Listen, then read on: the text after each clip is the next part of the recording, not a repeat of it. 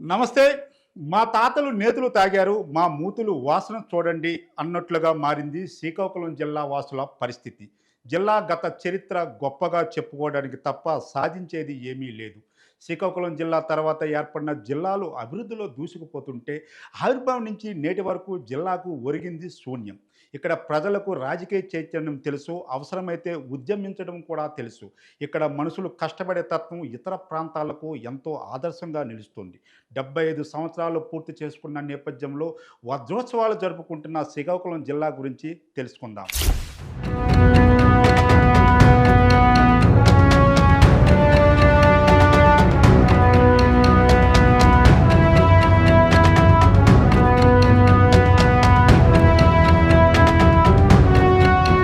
పుష్కలంగా వనరులున్న అభివృద్ధికి నోచుకోక వెనుకబడిన ప్రాంతంగా తరతరాలుగా ముద్రపడిన జిల్లా.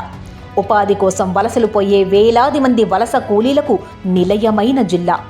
పోరాటాల పురిటిగడ్డ, ఉద్యమాలకు ఊపిరిలూదిన జిల్లా. జాతీయ స్థాయిలో మెరిసిన ఎంతో మందికి కిల్లా ఈ జిల్లా. సుదూర తీర ప్రాంతం, సుదీర్ఘమైన జాతీయ రహదారి కలిగిన పేదవాడి ఊటి ఈ జిల్లా. ఆధ్యాత్మికంగా ఎన్నో ప్రసిద్ధ పుణ్యక్షేత్రాలు, పంట భూములను సస్యశ్యామలం చేసే జీవనదులు ఆ జిల్లా సొంతం. ప్రత్యేక యాస, మాండలికాలు, జానపద కళలు ఈ జిల్లా ప్రత్యేకం. ఎంతో మంది ఉన్నతాధికారులు, మరెంతో మంది జిల్లా ఖ్యాతిని చాటి చెప్పిన రాజకీయ నాయకుల పుట్టినిల్లు.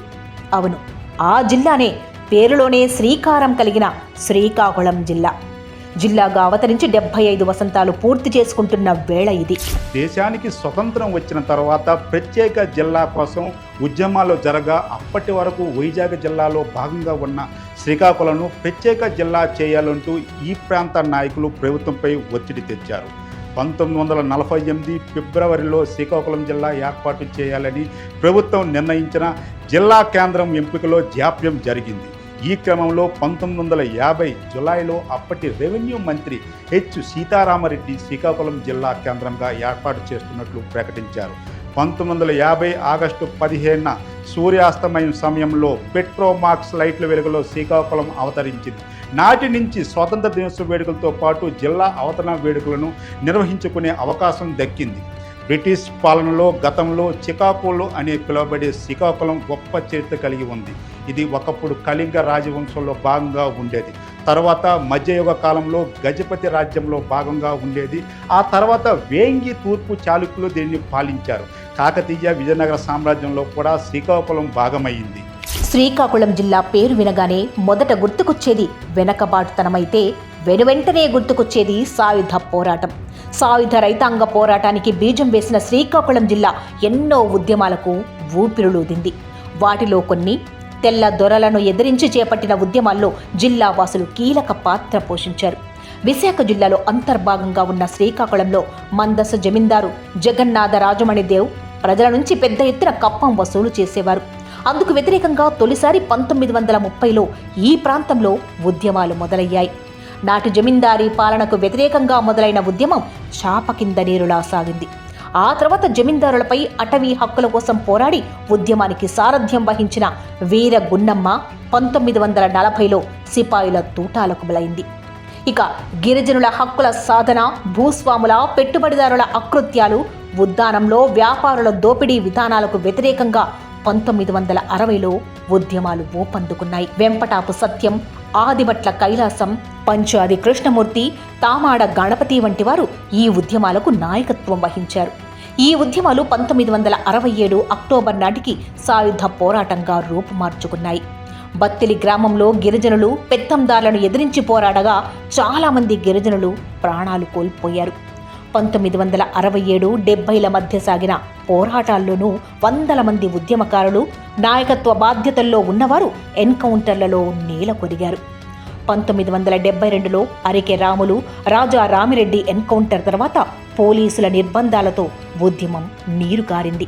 తిరిగి 1980లో సిపిఐ ఎంఎల్ పీపుల్స్ వార్ ఆవిర్భావం తర్వాత మళ్లీ జిల్లాలో సాయుధ పోరాటాలు ఆరంభమయ్యాయి. ఇక సోంపేట, కాకరాపల్లి ప్రాంతాల్లో థర్మల్ విద్యుత్ కేంద్రాల ఏర్పాటును వ్యతిరేకిస్తూ చేసిన పోరాటాలు దేశంలో ఇతర ఉద్యమాలకు స్ఫూర్తిగా నిలిచాయి. ఇక జిల్లాలోని వనరులు అభివృద్ధి విషయంలో చూసుకుంటే జిల్లాలో సహజ వనరులు పుష్కలంగా ఉన్నప్పటికీ అభివృద్ధి మాత్రం అంతంత మాత్రంగానే మారింది. 193 కిలోమీటర్ల సముద్ర తీర ప్రాంతం, 173 కిలోమీటర్ల పొడవైన జాతీయ రహదారి కలిగి ఉన్న శ్రీకాకుళం జిల్లాను వంశధార, నాగావళి, బహుధర నదులు సస్యశ్యామలం చేస్తున్నాయి. అధిక విస్తీర్ణంలో వరి, ఉద్యానంలో కొబ్బరి, మామిడి, జీడి మామిడి, పనస ప్రధాన ఆదాయ వనరులుగా నిలిచాయి. జిల్లా ఏర్పడిన నాటి నుండి జిల్లాలోని సహజ వనరులను సద్వినియోగం చేసుకుని పరిశ్రమల స్థాపన దిశగా ప్రయత్నించకపోవడం అభివృద్ధికి ఆటంకంగా నిలిచింది. వ్యవసాయ ఆధారితమైన ఈ జిల్లాలో అందుకు అనుబంధ రంగం విస్తరించకపోవడంతో ఆర్థికాభివృద్ధి కుంటుపడుతోంది. అదేవిధంగా పలాసలో జీడి పరిశ్రమ మినహా పారిశ్రామికాభివృద్ధికి జిల్లా నోచుకోలేదు. ఇక పలు రంగాల్లో ప్రముఖులకు పుట్టినిల్లు శ్రీకాకుళం జిల్లా.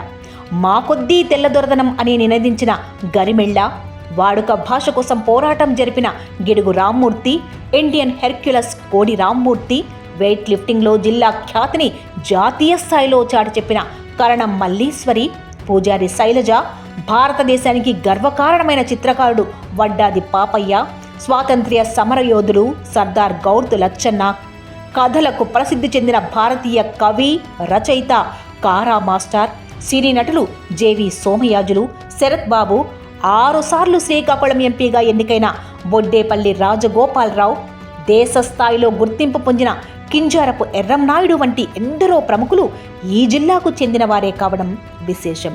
జానపద కళలకు పుట్టినిల్లు వంటిది శ్రీకాకుళం జిల్లా. శ్రీకాకుళం జిల్లా జానపద కళారూపాలు అనేకమున్నాయి. వాటిలో ముఖ్యమైనవి తప్పెటగుళ్ళు, బుర్ర కథ, కోలాటం, జముకుల కథ, వీధి భాగోతాలు మొదలైనవి. ఇవన్నీ శ్రీకాకుళం జిల్లాలో తరతరాలుగా వస్తున్న కళారూపాలు. ఇవి ఆ ప్రాంత ప్రజల జీవితంలో భాగమై ఇప్పటికీ అక్కడ కొనసాగుతున్నాయి. కొన్ని దశాబ్దాలుగా జిల్లాను పాలిస్తున్న నాయకులు జిల్లా వెనకబాటుతనాన్ని చూపించి పబ్బం గడుపుకుంటున్న పరిస్థితే కానీ అందుకు కారణాలను, ఇక్కడ ఉన్న సహజ వనరులను ఉపయోగించాలనే స్పృహ లేకపోవడం జిల్లా ప్రజలు చేసుకుంటున్న పాపమనాలి.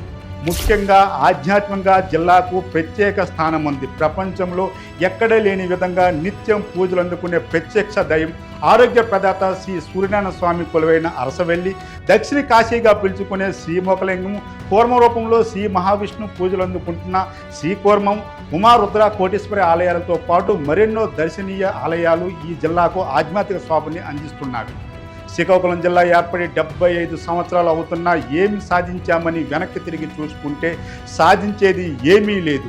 విశాలమైన సముద్ర తీరం, నాగావళి, వంశధార వంటి నదులు ఉన్న జిల్లా ప్రజలు సేద తీరాలంటే డబ్బు ఉన్నవారు విశాఖపట్నం వంటి నగరాలకు వెళుతుంటే లేనివారు ఎప్పటికీ వంశధార, నాగావళి బ్రిడ్జిల మీద సాయంత్రం సేద తీరవలసిన పరిస్థితి ఉందంటే జిల్లా అభివృద్ధి ఏ విధంగా ఉందో అర్థం పడుతుంది. శ్రీకాకుళం జిల్లా అవతరించి 75 సంవత్సరాలు పూర్తయి వజ్రోత్సవాలు జరుపుకుంటేందుకు ఆనందపడాలో, అభివృద్ధిలో ఎక్కడ వేసిన గొంగలు అక్కడే అన్న చందంగా నిలిచిపోయినందుకు బాధపడాలో తెలియని తరుణం ఇది. ఎవరో వస్తారు, ఏదో చేస్తారని వేచి చూస్తే జరిగేది ఏమీ లేదు. నేతలు నమ్మి మోసపోయింది చాలు. ప్రెసిడెంట్ను మర్చిపోయిన మనం సిక్కోల ఉద్యమాల స్ఫూర్తితో ముందుకు వెళ్దాం.